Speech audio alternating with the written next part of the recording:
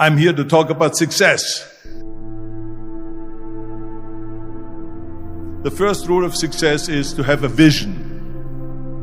You see, if you don't have a vision of where you go, and if you don't have a goal where you go, you drift around and you never end up anywhere. I mean, as you know, I was born in 1947 in Austria after the Second World War. So I was very fortunate that I stumbled onto my vision. And I didn't really like Austria when I grew up. I couldn't wait to get out of there. I couldn't see myself becoming a farmer or a worker in a factory or anything like that. Even though my parents wanted me to stay there and have a normal life. But that was their vision, not mine. My vision was totally different. I felt that I was born for something special, for something unique, for something big. Then one day I went to school. I remember I was 11 years old, and they showed a documentary about America. And there they showed in this documentary the huge skyscrapers, the high-rises, the huge bridges, the 6-lane freeways, and all of this stuff. And I said to myself, that's where I want to be. I don't want to be around here with these little farmhouses and these little buildings. I want to be in America. One day after school, I walked by a store in Graz. So I went inside and I looked around, and then I saw a magazine. I saw a bodybuilding magazine that had Reg Park on the cover. Reg Park was then a 3-time Mr. Universe. And I saw him on the big screen as Hercules. I read that and I said to myself, wow, this is the blueprint for my life. This is exactly what I want to do.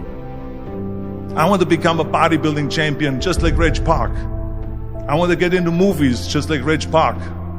And I want to make millions of dollars and be rich and famous just like Reg Park.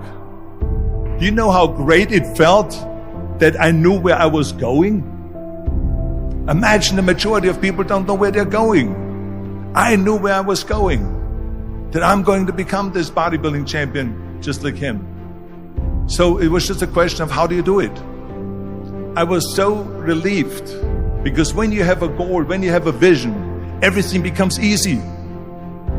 So people always ask me, when they saw me in the gym in the pumping iron days, they say, why is it that you're working out so hard?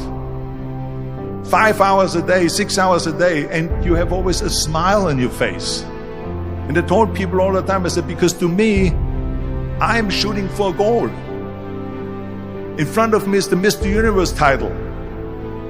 So every rep that I do gets me closer to accomplishing that goal, to make this goal, this vision turn into reality. Every single set that I do, every repetition, every weight that I lift will get me a step closer to turn this goal into reality. So I couldn't wait to do another 500-pound squat. I couldn't wait to do another 500-pound bench press. I couldn't wait to do another 2,000 reps of sit-ups. I couldn't wait for the next exercise. At the age of 20, I went to London and I won the Mr. Universe contest as the youngest Mr. Universe ever. And it was because I had a goal. So let me tell you something, visualizing your goal and going after it makes it fun. You got to have a purpose no matter what you do in life. You got to have a purpose. 74% hate their job in America. Now, there is not much different when you come to Europe. The majority of people don't like what they're doing because they're really not doing it because they didn't have a goal and they followed this goal. They just aimlessly drift around, and then all of a sudden there's a job opening, so they get that job because you have to work. But then when you work, it's a chore. It's work. It's not fun. So if you think about only a quarter of the people really enjoy what they're doing in life, that is unbelievable if you think about it. So I felt so blessed that I knew what I was doing. It's like a medical student that studies and knows he wants to become a doctor. You know where to go. And the same thing is also in politics. I remember that in politics, I had a very clear vision that I will be the leader of California. This is as far as I could go because I was not born in America, so I could not run for president. So being the governor of the fifth largest state, I should say the largest state, the fifth largest economy in the world, was for me really the ultimate title, the ultimate accomplishment in politics. So even though people came up to me and says, why don't you go and run for something smaller, you're never gonna make it. I ran for governor, and then 2 months later I became governor of the state of California. Again, because I had a very clear vision what I'm gonna do with California. So that's rule number one, have a vision. Rule number two is, don't listen to the naysayers. Don't listen to the naysayers.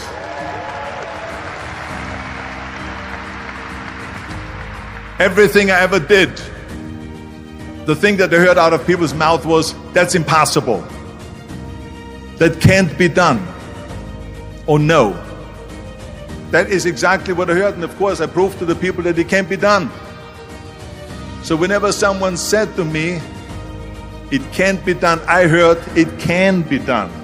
When they said no, I heard yes. And when they said it's impossible, I heard it is possible. I'm a strong believer of what Nelson Mandela said, that everything is always impossible until someone does it. Well, I'm going to be the one, I said to myself, I'm going to do it and I'm going to show it to them. Maybe it has never been done before. That's perfectly fine with me. But I'm going to do it. And I did not listen to the naysayers. It's all about the hard work that you put in. I said to myself, in bodybuilding I worked out 5-6 hours a day. I'm going to do the same thing now for acting. And of course I went to college to study English.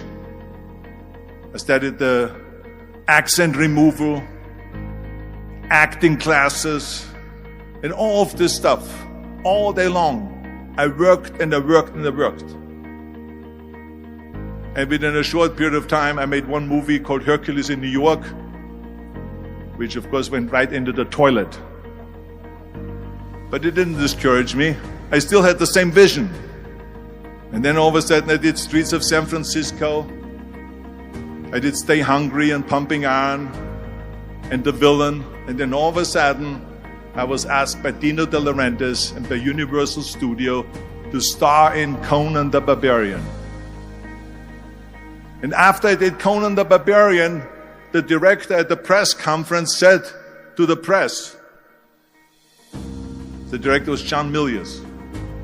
He said to the press, if we wouldn't have had Arnold, we would have had to build one. So think about that. The very body that they said can never be sold because the time is wrong. A few years later, I'm doing Conan the Barbarian, and it was the #1 hit at the box office when it came out in the summer of '82. Think about that. And the director says, if we wouldn't have had his body, we would have had to build one.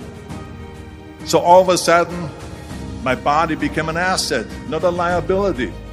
And the same thing was with Terminator. After we were finished filming Terminator, Jim Cameron said to the press, if Arnold wouldn't have had that accent and talked like a machine, I think the movie wouldn't have worked. So think about that.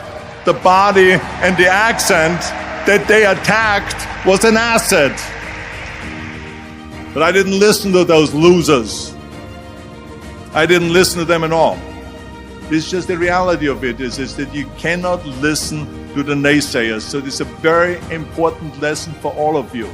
So when someone says, no, this is a stupid idea, you in your mind, you don't have to say it, but in your mind just say to yourself, you're an asshole. What do you know?